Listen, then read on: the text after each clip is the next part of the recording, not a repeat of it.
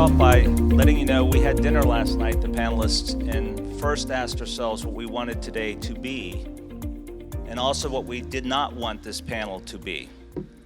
And so first off, what is this panel intended to be? It's meant as truly an instructional dialogue on how you can use data for even greater innovation in compliance with the law using technical safeguards. What it's not intended to be. This is not intended to be a discussion on whether consent is or is not the appropriate legal basis. We all unanimously believe that when consent can be supported and appropriately implemented, that it is the absolute best legal basis.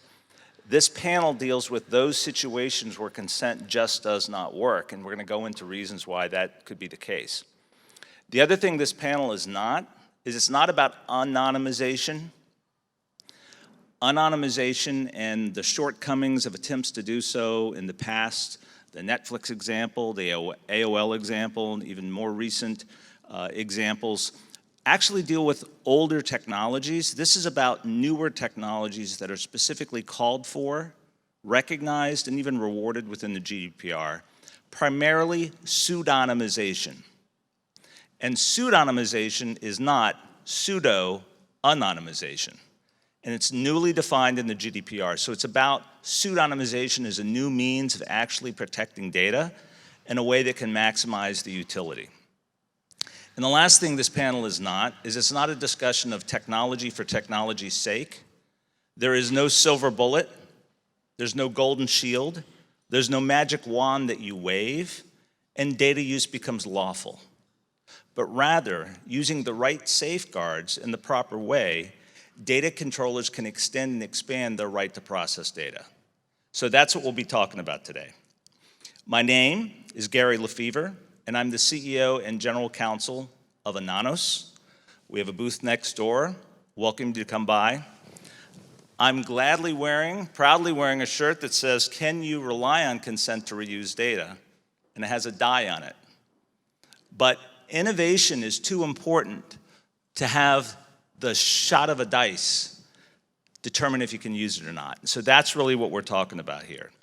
And again, this is about data use, leveraging safeguards to maximize both the ability to share, combine, innovate with the data in a way that is lawful. And so hopefully you come away with some new information.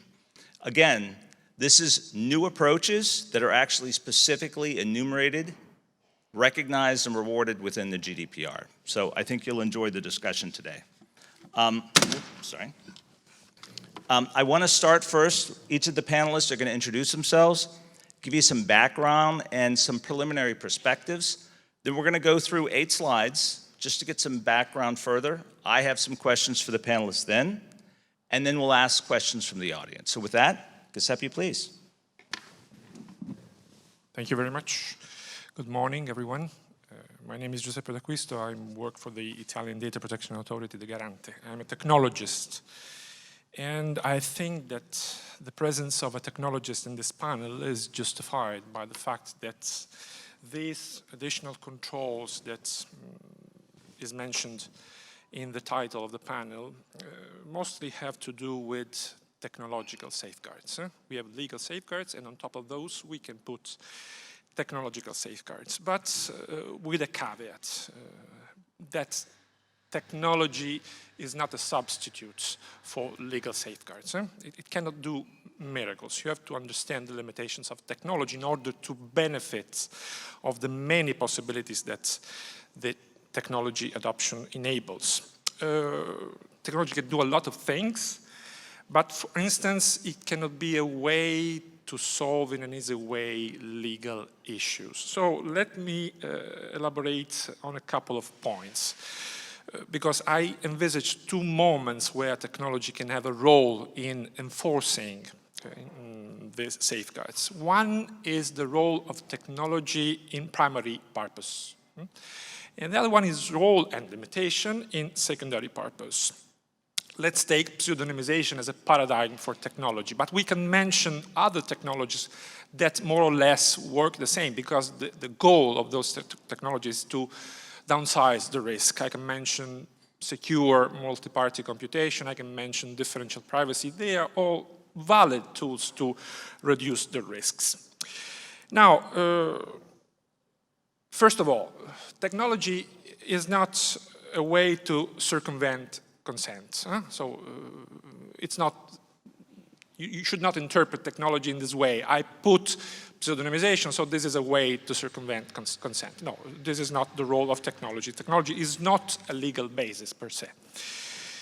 Technology does not transform a vague purpose in a specific purpose. You need to have a specific purpose in order to process data, and then on top of that you can add new effective safeguards according to what Article 25 says.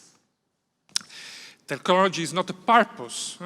I cannot say, I put in place this processing operation because I want to pseudonymize data or I want to anonymize data. In first instance, this is not possible. This is not the reason why you process data.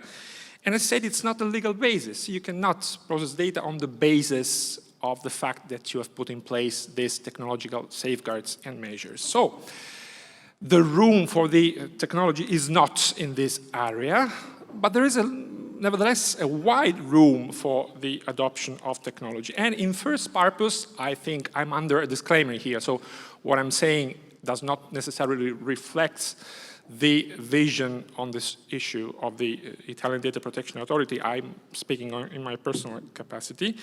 I think that in first purpose, technology can play a very important role in the case of legitimate interest. There, I think that technology is a real turning point. You may have, let's say, an interest. Of course, an interest that is for profit, for economic reasons, may be interpreted the way that the European Court of Justice interpreted this notion in the famous Costeca ruling. So there is a private interest of the controller, but there's also a general interest coming from the processing of the data. But nevertheless, in this processing of the data, the interest of the controller still overrides the rights and freedoms of individuals. There, technology can play a role in mitigating the risks for individuals to the extent that the situation is rebalanced more in favor of the individuals, so enabling the processing. In the other case that I mentioned at the beginning, there was no way, no room for technology. You had a knob in your hand, but this did not enable the processing. In legitimate interest, I think that there is a room for introducing new effective safeguards that can enable the processing to the extent that risks are minimized and the role of the individual in the processing is correctly taken into account. I think that we have to reflect and explore this possibility for a reason that I will touch briefly in a minute, because if we don't do that, probably the context where the processing operation takes place might undermine the validity and the effectiveness of other legal safeguards. But before going into these aspects, let me just elaborate a bit, a couple of minutes, on the role that technology can have in secondary purposes. Then I think that the context is more flexible. In secondary purpose, we have controllers that have already fulfilled their obligation. So they are compliant, they've had appropriate legal basis for the processing, and they are reflecting on the possibility to reuse the data. The legal framework, so far, gives many alternatives to controllers, and let's look at the role of technology in those alternatives. We have control. We have consent as a way to enable the further processing, and there's a role of technology here. We have compatibility or non-incompatibility of purposes, and there's a third option, which is anonymization of the data. Now, what's the role of technology here? If we look at anonymization, the role of technology is to, let's say, downsize the risk to the extent that the utility of the data is wasted in a sense. So we might wonder if we could not give more chance to technology rather than giving them the technology the opportunity just to push the operation far from the orbit of the GDPR. It's not an inclusive way to implement technology, it's exclusive. You use technology to minimize the risk, but also to minimize the utility of data. In the compatibility, there's a role for technology, which mirrors pretty much the way technology has a role in legitimate interest. You might have a purpose which is not blatantly incompatible. There's a room for introducing more safeguards, and you can use all those techniques, pseudonymization among others, but also secure multi-party computation, to, in such a way, make this processing less incompatible to the extent that you can say, this is something that is still in the orbit of the GDPR, that has safeguards, effective safeguards for the individual, and in this way I enable the processing operation. This is very important to me, because if we don't do this, if we don't give these opportunities to technology, the asymmetry of information will prevail, meaning that not always the individual is fully empowered to understand the details of the processing operation and take informed decision. The majority of processing operations take place in a context of asymmetry of information. If we look also at the enforcement powers of DPA, informational asymmetry has a role here.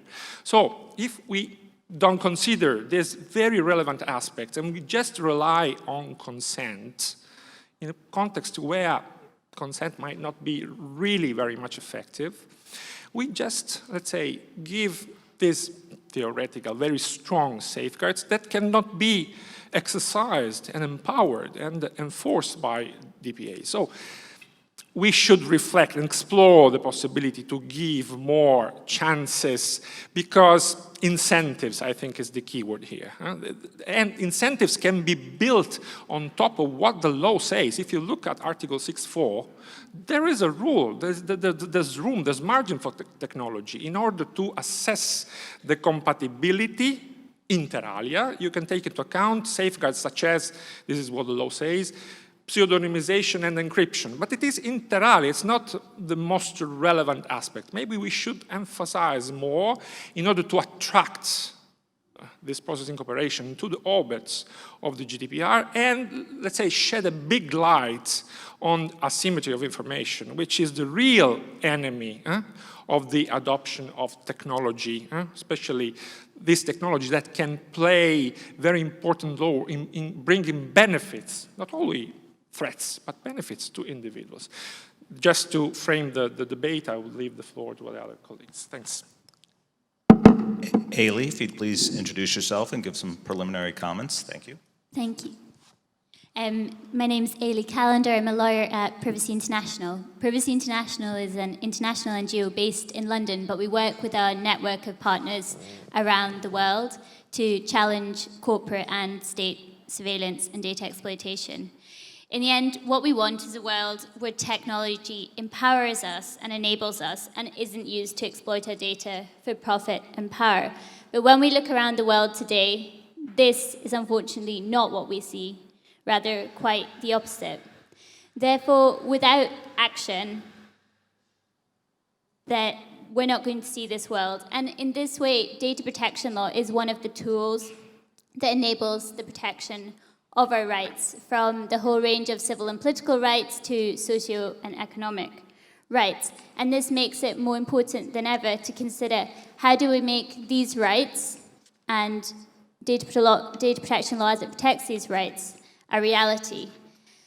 And one of our concerns is that when we look at a number of business models that exist today, they challenge our fundamental rights. Yet these business models remain the same despite changes in the law and act as if it's business as usual, rather than really stepping back and questioning the societal impact of the way that they use data and the impact of that processing. Yet the law offers opportunities to change that. For example, data protection by design and by default. What does that even mean in practice? If that really was taken seriously, could it really change the way that business is done? And just to give some examples from the work we've done over the last year and some of the business models that we're concerned about, and then to just go on to talk about why technological safeguards are important. So, following on from GDPR coming into effect, we were concerned with data brokers and the wider ad tech industry and how these industries continue to exist and continue to act, as I said, as business as usual in many ways, despite huge changes in the law and despite it being very clear that you shouldn't be maximizing the amount of data you have for the maximum amount of purposes. That's not at the essence of the law. They are the antithesis of what the law calls for in many circumstances. And when we looked at a number of companies that we ended up complaining about, we saw a kind of fundamental misunderstanding of what was meant by a number of the points that Giuseppe mentioned. For example, legitimate interest. This was taken to mean the legitimate interest of those businesses and that anything goes in terms of what that interest might be without demonstrable consideration of the impact of the rights of individuals, but also more widely on society. And that's where other organizational tools, whether it's data protection impact assessments, legitimate impact assessments, all these kind of things come in. But these were not demonstrated to us. How rights were taken into the balance are not adequately demonstrated today. And this has continued in the work that we've done since. We've seen, for example, that the majority of apps on our phone share vast amounts of data. We looked, for example, particularly at menstruation apps that have some of the most sensitive data possible that built into them, and many of the businesses is automatic sharing of data before you've even opened the app in some cases. And then another example is we all use the web to search for information about our health, about for example, mental health. And when we did a search of mental health websites in the UK, in France, and Germany, we found that 75% of these websites had trackers for marketing purposes. So this goes back again to the question of what is the purpose of the processing that you're talking about? What is it that you're doing? What are the consequences for rights and what are the consequences for society? And what can be done about that? I think first you need to take that step back and question, what is the processing that we're talking about? What's the impact of that? And then is there a possibility to mitigate the risk or not? And thirdly, there's the issue of the ongoing implementation enforcement gap when it comes to the actual to the law. So to kind of move forward here, we need that stepping back, that consideration of rights at the very beginning, and investing in positive technological solutions as opposed to the overwhelming use of technology to do quite the opposite, not enable and protect us and allow us to use technology in a way that we can trust, that empowers us, rather the use of technology for exploitation. So investing in different technological safeguards and questioning the societal impact of the data processing are two of the kind of key points that can really move forward in a positive way for a more positive vision of the future rather than some of the negative consequences that we currently see. Thank you, Ailidh. Steffen, if you would please. Thank you, Gary. My name is Steffen Weiss. I'm with the GDD, which is a German data protection association. I met Gary in Berlin on the occasion of a workshop of the ENISA regarding pseudonymization. And I got the chance to present a piece of work I did for the GDD. The GDD, we have many members, could be DPOs, can be companies. So what we're doing on the one side is, on the one hand, we advise them regarding the GDPR and national derogations. So it's a pretty much hands-on job, how to analyze the law and interpret the law. Sometimes we're able to do a bit more, which I like, the hands-on mentality. Germany has a thing which is called the Digital Summit. Our government is organizing this summit once a year, and it's built of so-called focus groups. So the government is asking those focus groups, do something, please. Let us make this summit a good summit. Bring a topic on the table. We established a data protection focus group, which I'm organizing, and we thought of possible topics. And of course, we were listening to what our members are saying and where the problems are. And the main issue, of course, is what happens if I change purposes? What are the consequences? Because there are consequences from a transparency perspective, from a legal basis perspective. And so, at some point, we came up with the idea of doing something regarding pseudonymization, which happened in 2017, quite some time ago. So why did we pick the topic pseudonymization? One reason was the change of purpose of processing. Another one was maybe because many people were asking us, what about anonymity of data, anonymous data? Can you do something with this topic? And somehow we were tired of talking about anonymous data because the conversion or the encryption of data to a state where it's called anonymous is a bit of an adventure, and it's challenging for everyone. Aside, our DPAs tend to interpret, of course, which I can understand fully and totally, a data anonymous in a very restrictive way. Another thing is that they ask us for a lawful basis if we want to make personal data anonymous. So we got a bit tired of the whole topic of anonymous data. And we want to talk about pseudonymous data. One of the reasons was in our Federal Data Protection Act, which was in place before the GDPR, we had a definition of what is pseudonymous data. So the Germans were always claiming that they have a long history regarding the processing of pseudonymous data. Our project group for reforming the data protection regime in Europe, they were trying to push this topic also in the negotiations taking place in Brussels.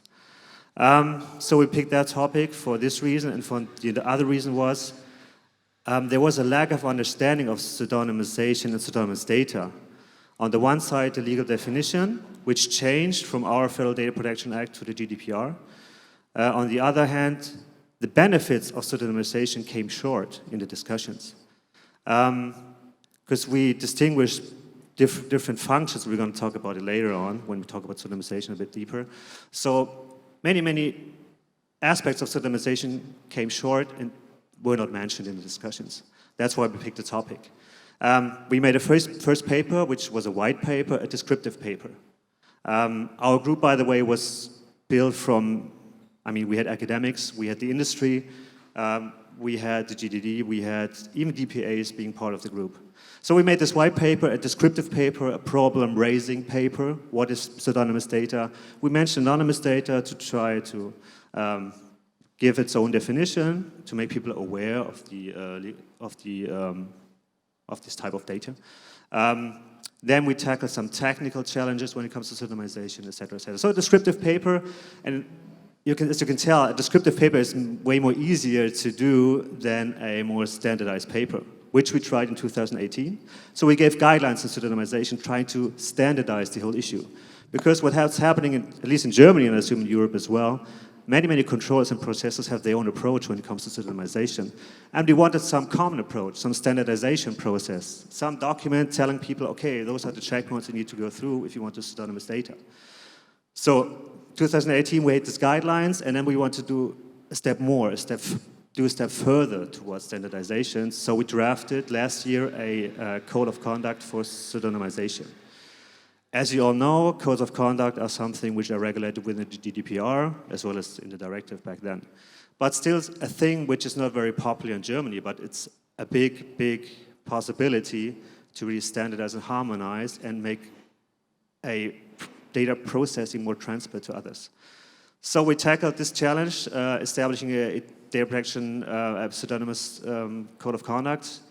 And how is this code of conduct built? How is it consisted? Just to give you a brief information about this one. In my point of view, this draft code of conduct is an accountable measure. You are aware of the principle of accountability in the GDPR, and it makes the decision-making transparent which pseudonymization technique you are using and you want to implement. So this is a big feature for us, because what we also tried in the discussions before is to say, okay, you have this type of data, this risk classification of data. You have to implement this kind of measure of pseudonymization, which turned out to be impossible to draft in the code, because each processing is really context-based and really individual thing. So this did not work out. Still, we are asking from each controller, every processor, to make his decision transparent, to go through checkpoints. And those checkpoints also consist of questions regarding the risk class of data, the context of processing. So in case the DPA, or maybe a data subject, if he or she is interested, wants to get to know more about this pseudonymization process, he can see the steps and get to know the steps and the assumptions and conclusions the controller or process has taken. So this is a big feature for us. Another part of this code of conduct is about technical aspects of pseudonymization, but more from a best practice perspective.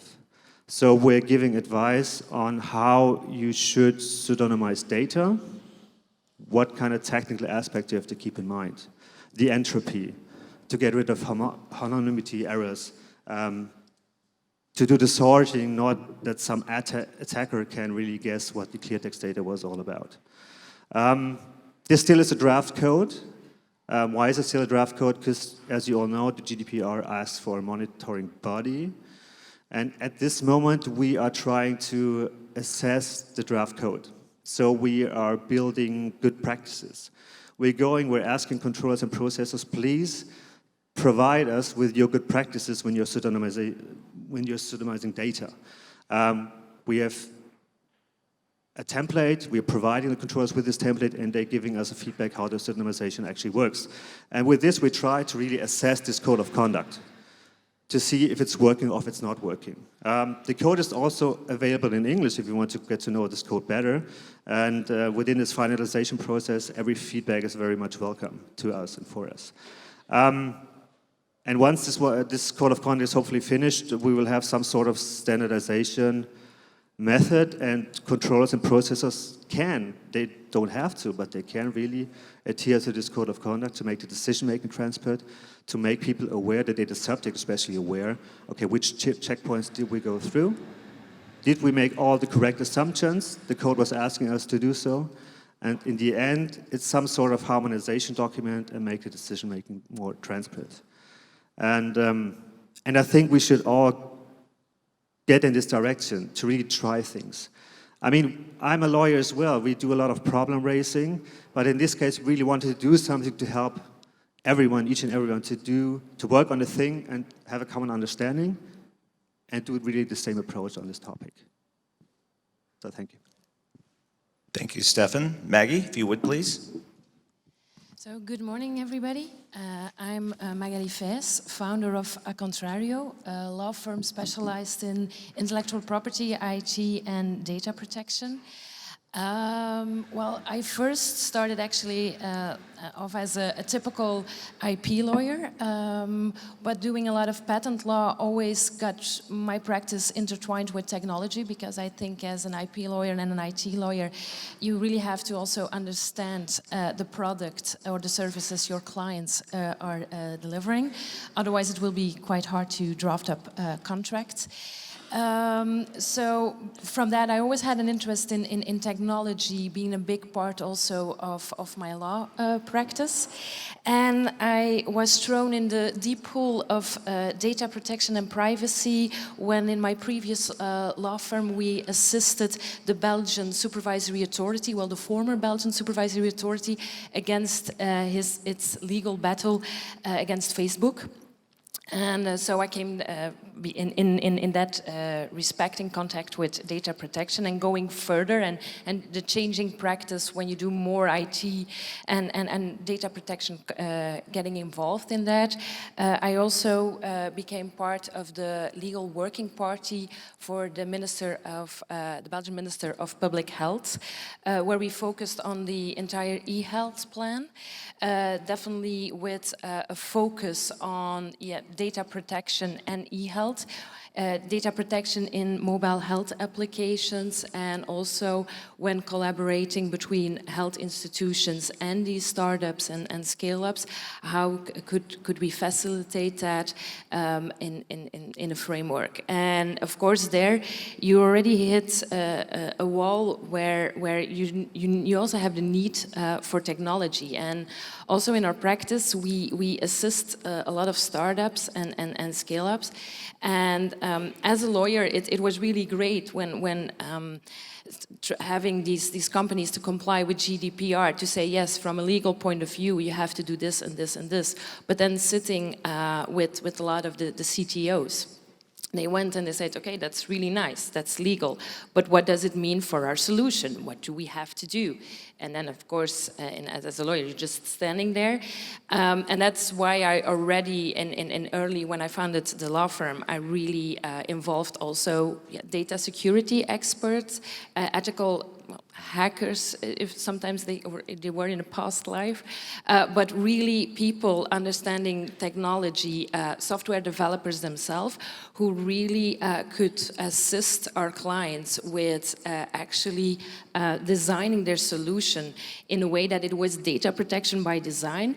Because what I have from startups, or the feeling I take away with a lot of startups, is that they want to bet also on technology very much. First of all, because most of them are from a young generation and they're all about security, but I think the awareness level on privacy with them is also very present, and they also want to build something that doesn't go against the privacy rights of individuals. And so they're really thinking also, of course, with the interest of a profit. Yes, we now, for example, if we have a mobile health application for a heart disease, that's our primary purpose. But we're collecting so much data from all our users that maybe that data will be very useful for secondary purposes, for other studies. So maybe at a certain point we will want to share that data. So how can we already think today about building our solution in such a way that we can actually make it possible? I think learning from the mistakes from the past, but what you see indeed, as Halle pointed out, that a lot of businesses did it the wrong way.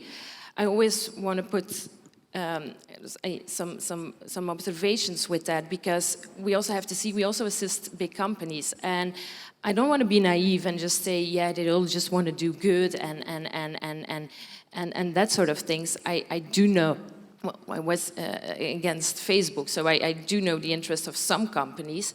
But on the other hand, you have a lot of companies who they bring out this historical background where although we had privacy regulations and privacy rules, they just were told, yeah, keep the data, take as much as data as you want, because you never know what you're going to need for.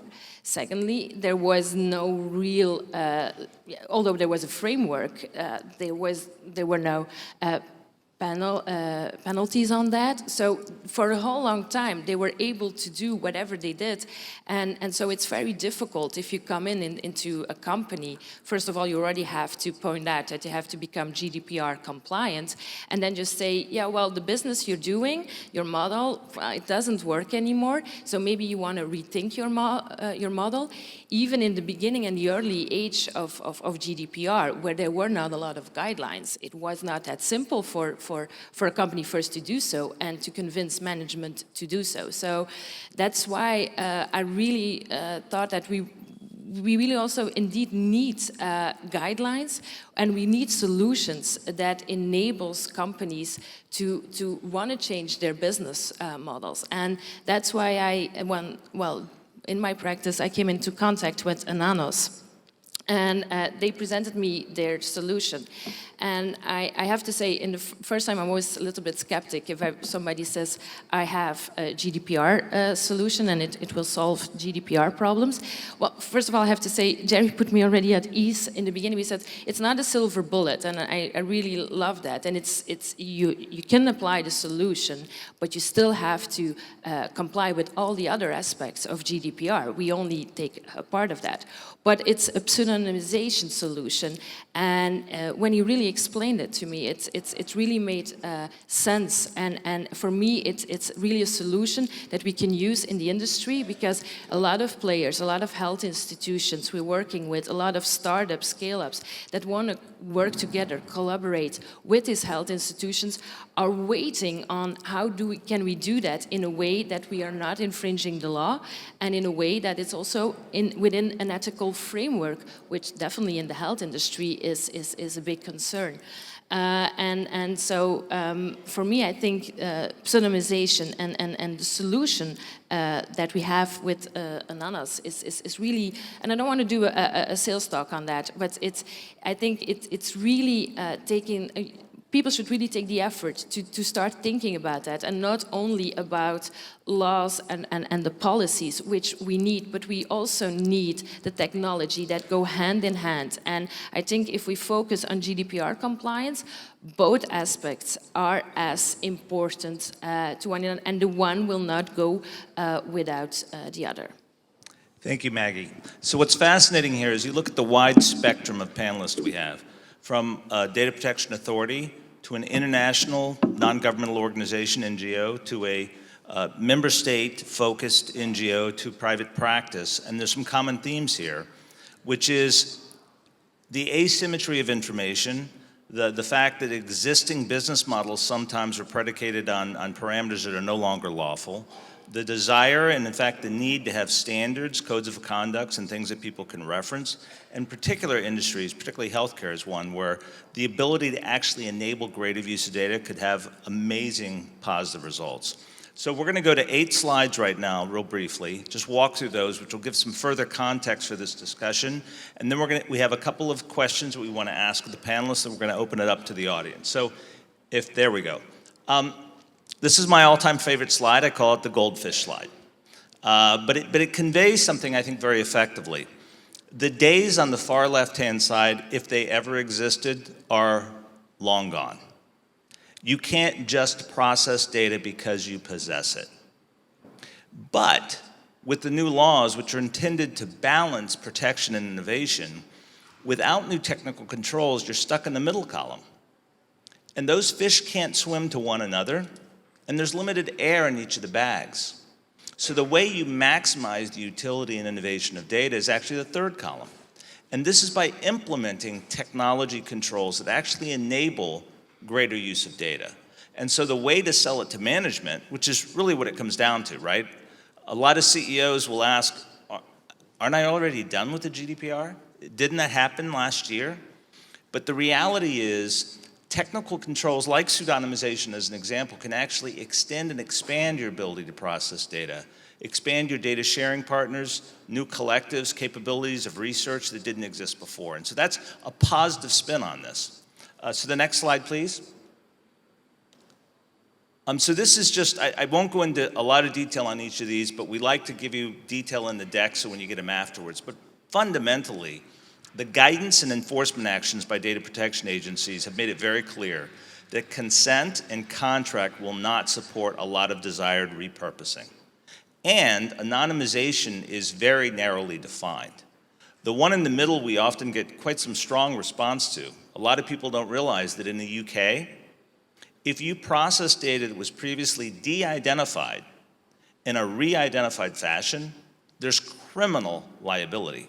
And it's not even a knowledge basis, even if you're recklessly processing it. So there are both positive reasons to do what we're talking about, which is to implement technical safeguards, and also loss and risk avoidance as well. Next slide, please. So this is a slide that helps some people, depends on your perspective, understand the different types of processing. And this is a very simple example. Again, I'm not going to go into too much detail. You can refer to it when you access the slides afterwards. But it shows the difference between sharing of data, when the data is an input to your organization, it's still sharing, primary processing, which is what's at the top, number 2, secondary processing, which is the bottom, number 3, and then sharing of data when your data is an output to someone else. Now what's interesting is these differences are not necessarily immediately apparent. Visa just paid several $1 billion for Plaid. They're going to ingest that data into their operations. That's number 1. That's data sharing as an input to your organization. What was the legal basis that that data was originally acquired under? Is it compatible? Do you have to reconsent? These are issues that people don't necessarily think through because the older perspective was, if I have the data, if I possess it, I can process it. Well, not necessarily. And going from number 2, primary processing, to number 2 to number 3, raises issues that people don't think about. And I just want to touch upon one example on this slide. If I am a web-based video streaming service, I need to know whether you've paid your bills and how much you're paying and what level of my service you're entitled to. And I need to deliver you the movies that you rented. That's all primary processing. But the second I aggregate your data and compare it to other viewers' data to make recommendations, I've now crossed into secondary processing. What's my lawful basis? Again, technology can help in this regard. And then the last one is, data sharing externally is not just monetization of data, right? You could be sharing that data with a party because they're helpful to you with regard to analytics, AI, ML, or it's a part of a consortium, or whatever it happens to be. It's these margins as you go from one of these to the other that technical capabilities and safeguards like pseudonymization could enable greater data use and innovation and value. Next slide, please. So these are just some of the express statutory benefits in the GDPR for pseudonymization.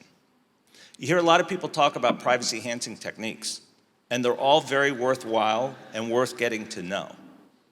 But the term privacy-enhancing techniques does not appear in the GDPR like the term pseudonymization does. If you satisfy the new definition of pseudonymization, and we'll get to that in just a minute, these are some of the benefits that you can avail yourself of. Further processing helps you with all kinds of issues, reduced obligations, it can actually support scientific research, and the bottom right-hand side, the Article 29 Working Party specifically called out pseudonymization as a means to help tip the balance in favor of a data controller when they're seeking to use legitimate interest processing. So again, these are not just abstract concepts. The GDPR specifically and explicitly recognizes pseudonymization and even rewards proper pseudonymization with expanded data use rights. Next slide, please. So here is how I like to describe pseudonymization. If you can separate the information value of data, so we have their male, middle age, from the identity, in this instance, a fictitious John Jeffries who's 47. If you can separate the information value from the identity, and you can show that the only way to relink those two is by access to additional information that's kept separately. I refer to that as the courtyard. You actually get these expanded usage rights. But a lot of the traditional approaches to key coding, or what's sometimes called pseudonymization or tokenization, do not satisfy this heightened requirement under the GDPR. So you don't get the statutory benefits on the prior slide unless you satisfy the new statutory requirements. And there's some fantastic guidance out there. On this slide, I'm highlighting 2 ANISA reports, one from November 2018 and one very recent, November 2019, which is very specific as to recommendations to actually have compliant pseudonymization. So again, statutorily recognized and rewarded with significant guidance that's available from authoritative sources that enables you to have greater use and value from your data. So with that as background, I have a couple of questions I'd like to ask to the panelists. First off, why doesn't consent work? And the focus of this panel, or this whole conference, is on AI. Can you ever get effective, lawful consent on AI when the specifics of the processing aren't known in advance and perhaps can't even be described? So just very briefly, anyone who has comments on situations where, while consent is always the preferred method if it can be implemented correctly, simply won't work. So anyone have any particular thoughts on that, please? Well, I think that there are two reasons why consent cannot work. One is classical, let's say, a mismatch in the definition of the legal basis. You use consent while you should have used a different legal basis, where there is an imbalance, for instance, in working environments, in health sector. Consent is not entirely free because there is an imbalance between the controller, imbalance of powers between the controller and the individual. This is classical. But there are areas where consent is the appropriate legal basis, but nevertheless, it's not so effective. Why? Because of contextual, let's say, constraints. I mentioned this issue, which is relevant to me, of asymmetry of information. Let's look a little bit more in detail what I mean. We live in an era of abundance of information. The volumes of data double every 2 years. And the costs of processing information is halved every 1.5 years. So the cost of transmitting, storing, and processing information goes down and down. And these things happen in a context where you are not aware of the fact that someone can use your data, collect your data. So there is an asymmetry of information for the individuals, but there's also an asymmetry of information that impacts the work of data protection authorities. Numbers matter here. Oh, let's look at the situation that we have in my country, Italy. We have 4 million businesses and public administrations. The majority of those businesses are controllers because they process personal data. Let's say half of those are controllers, 2 million. In my DPA, we are 150 functionaries. If you just divide the minutes, I don't say the days of work every year, the minutes, and the number of controllers, each functionary should take care for the processing operation in each and every controller for 3 minutes every year. 3 minutes, not more than this.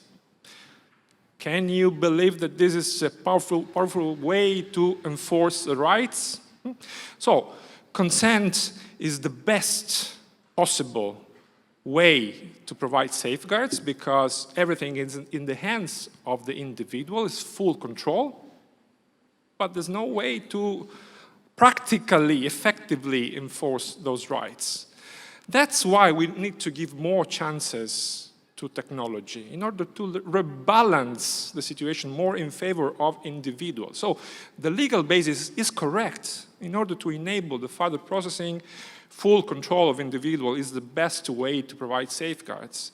But what's the effectiveness of this framework if individuals don't know, don't have a clue about the way controllers process their data, and if the DPAs cannot step in and, let's say, find remedies where things go wrong. Of course, we need to have a culture of risk, because if you give more space, more room to technology, you have to admit that bad things can happen. Adverse event can happen. But this is not a tragedy. The fact that an adverse event may happen doesn't mean that it will happen. There are many things that they are not technical in order to, let's say, keep the distance between may happen and will happen as high as possible. We have to create an environment where you have incentives to behave well, you have deterrence to behave in a bad way, you have sort of a framework of responsibility and liabilities, and maybe also compensation in cases where this is applicable, where adverse event may take place, may happen, You can live with those if there are remedies. You need to look at the issue of adverse selection and moral hazard, because if by law or by decision of a DPA, you say that technology enables the processing and an adverse event can take place, two things will immediately happen. That when an adverse event happens, the controller will say, it's not my fault. This happened because of the malfunctioning of technology, it's not my fault. And the other things that will happen for sure is that they will push a little bit, a step farther what they can do. This is moral hazard. I have these safeguards in place that technology gives. I try to exploit this. You have to manage all these things, which go beyond the length of the key, the mechanism for storage, the access mechanism. They should work together. And I have to say that from the strongly technical side, technology work. Because encryption, state-of-the-art encryption, provide a lot of safeguards in terms of an intelligibility of data in order to protect individuals from the possibility that others can break the confidentiality. There's a lot to explore on this environmental, let's say, element that make the processing operation, the technology, more broadly adopted among companies. This is my view. That's a great segue to the next question, because the scalability of data protection officers, authorities, and even internally, the ability to keep up with things, technology when used to implement safeguards is more readily auditable, which is, I think, part of what you're getting at. But Ailidh, I'd like to ask you the question, the importance of the right policies and procedures and transparency that the technology implements. And the term I'd like to use, that I've heard used quite a bit here, is demonstrable accountability. So the best technology in the world, enforcing the wrong policies and procedures has no positive effect. So if you could just speak briefly on the need to have the underlying assessments that are also very transparent so that the technology can do a good job of enforcing those.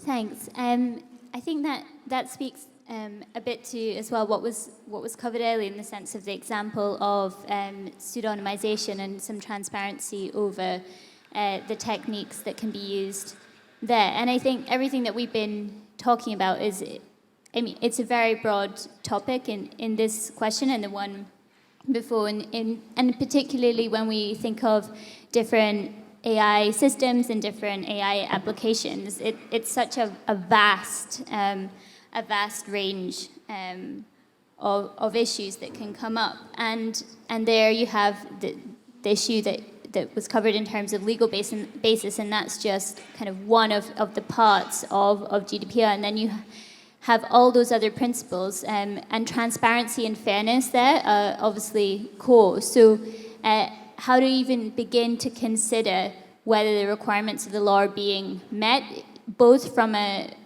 legal perspective, but also from a technological perspective, without that initial transparency?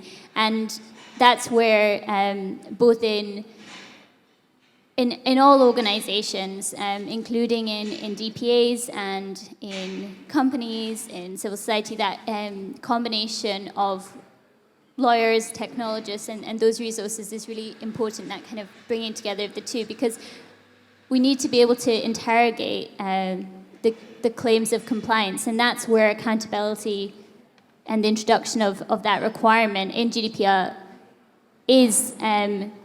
raises the bar so much higher. The burden has changed, that shift of focus on, okay, it's not enough to say that you comply, you must show it, and that's still lacking in many senses. As a civil society organization, we try and interrogate claims that companies make, that public authorities make.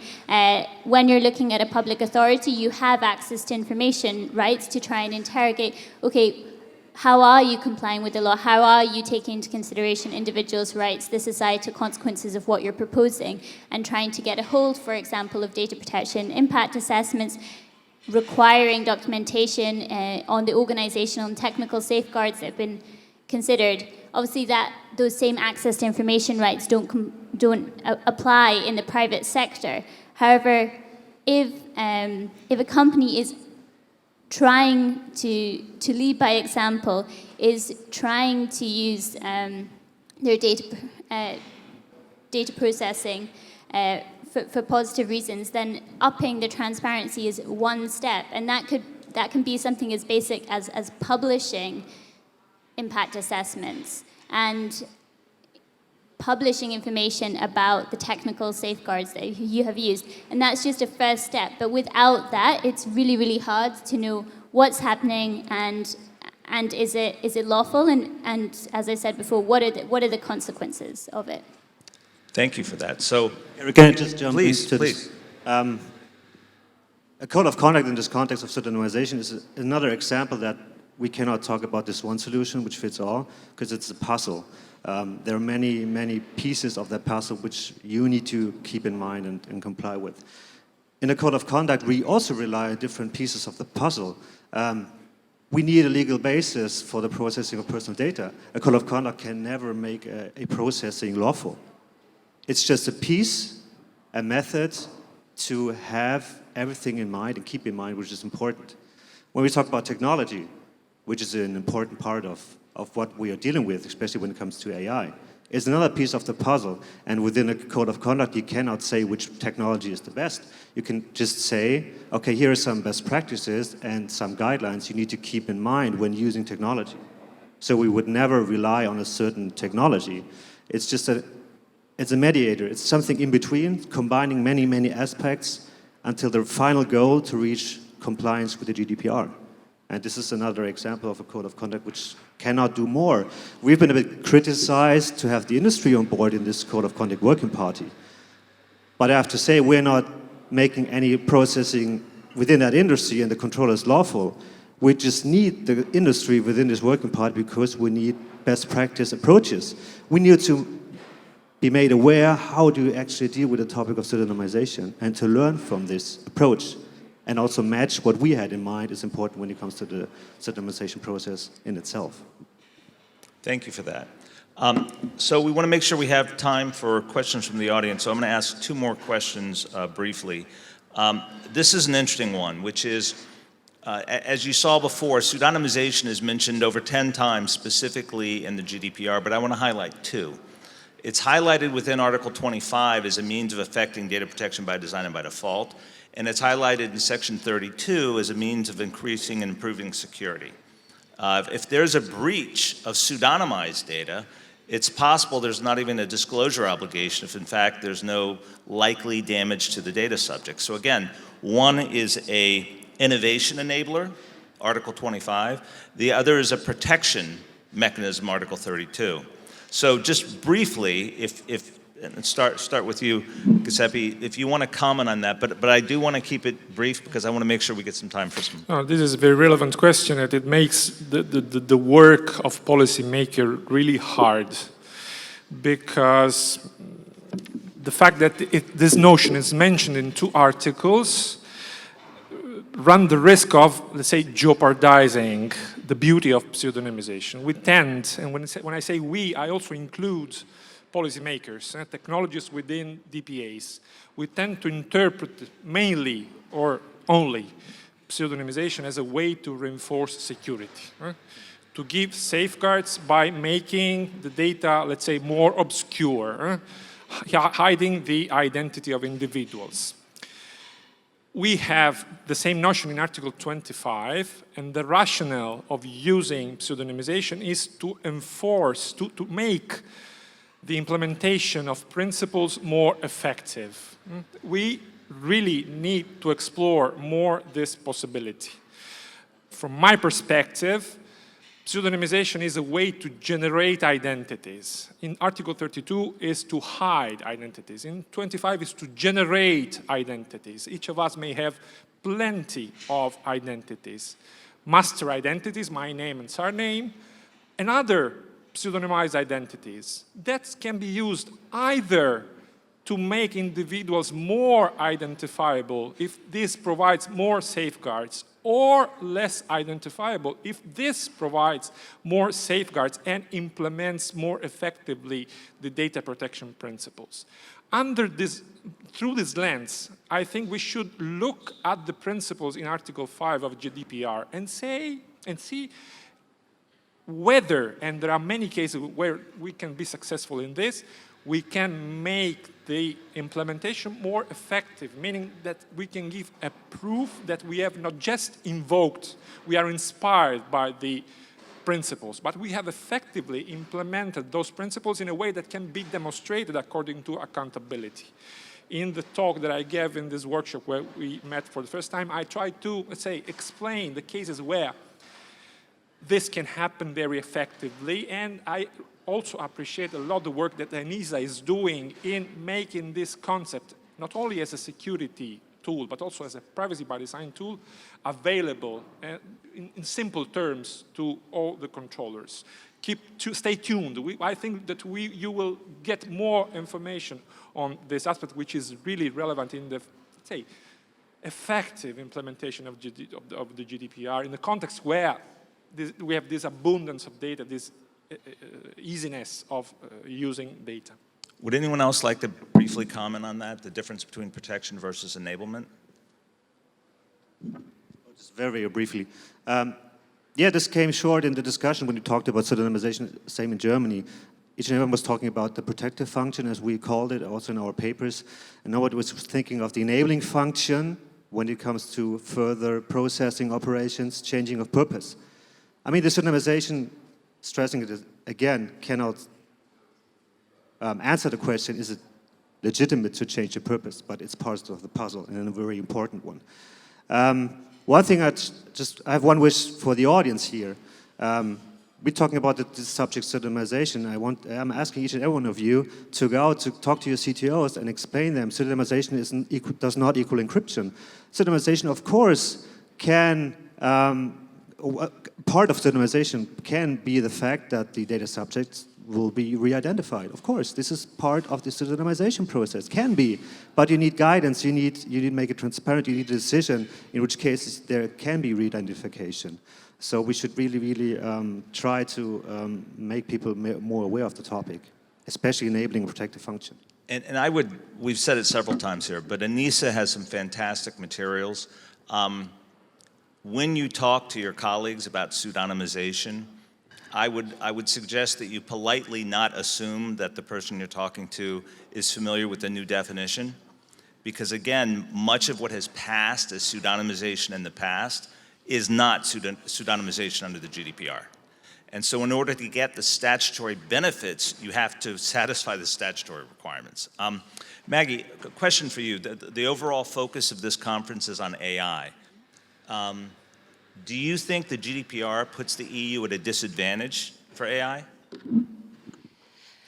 That's the argument a lot of people want to make, and what we hear from the industries. And I always want to, and I strongly believe that it doesn't. And if I can, I want to take the Google Home example. So you might know Google Home records also after you give your command the entire conversations. And when that, through a whistleblower, came out, a lot of people said, yeah, but there you go again, it's GDPR again, and it's these rules that actually put a ban on innovation. And actually, I talked to a lot of startups and scale-ups here in Belgium, and they told me that, first of all, in order to train the algorithm, because, of course, the industry needs to train their algorithms, definitely in natural language processing. And they said to me, well, first of all, and in a technical way, I'm going a little bit, it's short, it's not completely the whole picture, but downsizing it, it's in order to train a commando algorithm, which is needed for Google Home and Siri and all, you don't need conversations, because that is to train a conversational algorithm. And so you don't need to record an entire conversation. And so the explanation of Google saying, yeah, we need those recordings in order to train our algorithm for Google Home, well, it did not work. And on the other hand, we saw that by using techniques and by using technology, our scale-ups and startups, in collaboration with universities, came up with a way of actually building in the hardware, already software, that adheres to the principle of data minimalization, that only sent to the servers and the transcriptors a part of the data that was really necessary, for example, from dialects, to understand and to train the algorithm on, in natural language processing, on dialogues, that they were able to do that. So my argumentation was then, you see, we actually are better, we are more innovative than actually a Google. So I think our role and our role should be, and our message should be, as from Europe on, and maybe also other countries and states, but should be that innovation does not only needs to come from the purpose of profit and building solutions, but that innovation also needs to be implemented from the start, and that we also need to be innovative in order to protect our human rights and in order to protect privacy and the data subjects' rights. And I think it takes more effort. Yes, it does.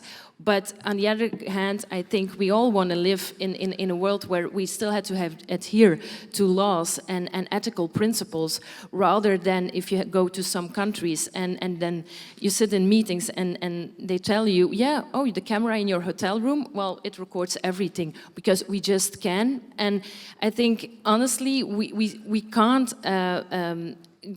set aside our ethical principles, even in business purposes. And so, yeah, for me, AI in its way and innovation in its way have to adhere to GDPR. And if we do a good job and in it, I think it can be innovative in itself, and it will not stand in the way of being a player in the world for it. That actually makes me think of the third column in the goldfish slide.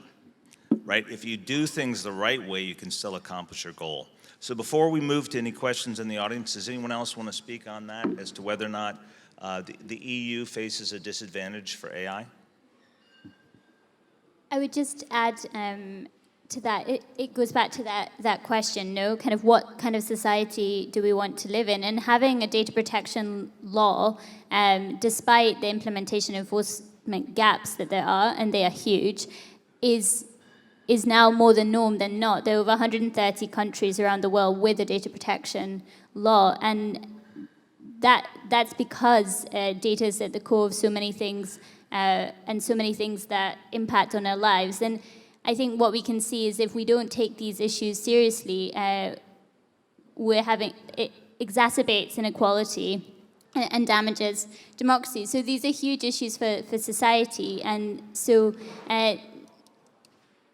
nothing about technology is inevitable. So, what kind of society do we want to live in, and what's the positive vision? And having kind of active and conscious input into that is really, really important. So I have a number of other questions for the panelists, but why don't we see if anybody in the audience has questions before we run out of time? And if not, I'm happy to carry on with more questions. Would anyone like to ask a question of any of the panelists? Going once. If you'd please step up to the mic. So I'm Marty Abrams, and I've found the panel to be very interesting. And I'm not sure my question is really a question. It might be more of a provocative statement. The fact is that the concept of defined demonstratable policy and the technology that supports it is very much like the concept of when I'm moving fast, I need both belts and suspenders to make sure that things are done in an appropriate fashion, which means that you have to have a very well articulated set of rules that relate to the innovative processing of data. They have to be something that is articulated clearly, needs to be articulated clearly in terms of the impact on all of the stakeholders, which almost means an integration of data protection, impact assessments, and balancing processes together as one process. The technology backbone then enforces those rules in a way that is also demonstratable. So there needs to be an integrated process, and I was just wondering if the panel could talk about this concept of an integrated process that takes the interest of the stakeholders into mind. Would anyone like to take that? Well, I think that the presence of rules and innovations are not an antinomy. They can live together. We know lots of hyper-regulated markets. The telco market is hyper-regulated. It's still growing at a global scale. 6% per year, if I'm not mistaken, the last figures that I have in mind. Banks, let's take aside the turbulence of the last years, but it's a hyper-regulated sector. Yeah, hyper-regulated sector, and it grew a lot. The presence of rules is an element for trust. Huh? So if we find the right rules, the right ways to, let's say, envisage good processes, this is not a way to stick the innovation or to limit the innovation. It's a way to give a forward look, a perspective to innovation. And this is the way I think we are reasoning on these aspects. It's not a conflict between rules and free innovation. It's a way to, let's say, find the right path to innovation in the presence of big opportunities and big risks. This is my view on this. Isn't this also part of the, I think, thing we all need to keep in mind is that humanity needs to stay in control of technology. So you cannot let technology run and do things. So AI needs to be, on the one side, regulated, which will be a bigger task when you want to apply the GDPR to AI, especially when you talk about changes of purposes and what is a purpose when we talk about AI. So we need to stay in control. So we need the guidelines, the procedures, and then make technology, make it happen, what you want to achieve. I mean, there's a purpose for every business. So you need both sides of the table, and you need to really interact and agree on a certain goal. Coming back to your question, Gary, is the GDPR hindering us from innovation? Maybe not, because humanity needs to be trained as well as an algorithm. When we have regulation hindering us from certain things, we need to be innovative. As the example Maggie was pointing out, to be innovative, to really try to make it happen, although there's regulation, and there's regulation for a good reason, there's data protection for a good reason. So I would really compare these two systems with the same principle. You need to learn, you need to stay innovative. Okay, well, we have 2 minutes left, so everybody gets 30 seconds for a closing statement. How's that, Giuseppe, please? We have this very important notion of accountability. I think that we need to, let's say, make an effort to extend this notion. When we talk about accountability, we have in mind the controller, accountability of the controller. This is relatively easy because we can talk to controllers. We can, let's say, make prescriptions, issue fines. It's easy. All the GDPR is talking to the controller. But we need another level of accountability. It's accountability of policymakers. We need to give clear rules on the implementations of a technology and clear ways to manage the risks. And we need also a third level of accountability, the accountability of individuals. Individuals must be more demanding and more selective in the data that they disclose to controllers. Great point. This needs to be in place in order to foster real accountability of the overall environment. Ailidh? Yeah, I think accountability is a good point to end on in the sense that we've talked a lot about GDPR in this panel and in many of the panels. And like other laws, it's got such a long way to go to become a reality. But I think it is, as I said before, one of the tools and an essential tool, as are the data protection laws and complementary laws like e-privacy, to actually making our rights a reality. And this is something that we all have to work hard at, and there's a huge responsibility on regulators, but also on those using our data, companies and public authorities, to do this, and to do it well, and to do it urgently. And we need that now to have a world where technology enables and empowers us. Thank you. Steffen? Just briefly, we have to really combine our forces and our efforts to provide more practical guidance for the data protection world, the controls and processors. We're dealing with many, many isolated approaches. The German one, there's a UK one, there's another consultation in the member state.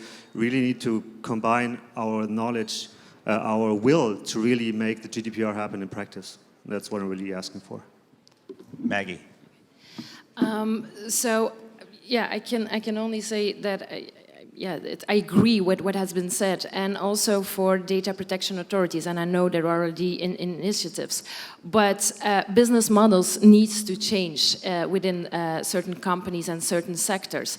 But rather than being behind the door, ready with a stick to slap them, just please sit around the table, think about what solutions you may reach for each other, which will benefit the industry, which will also benefit the regulators, and not only put lawyers and technicians, but also ethical people and around the table.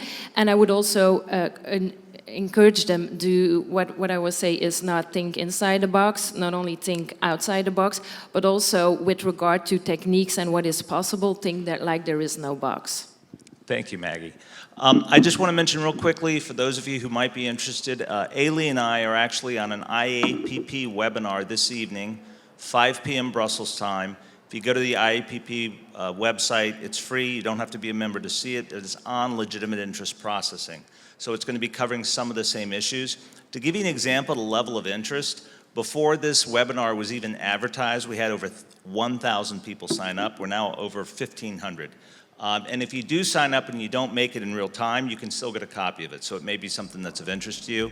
I'd like to thank everyone in the audience, and if you would help me thank the panelists on this great subject. Thank you.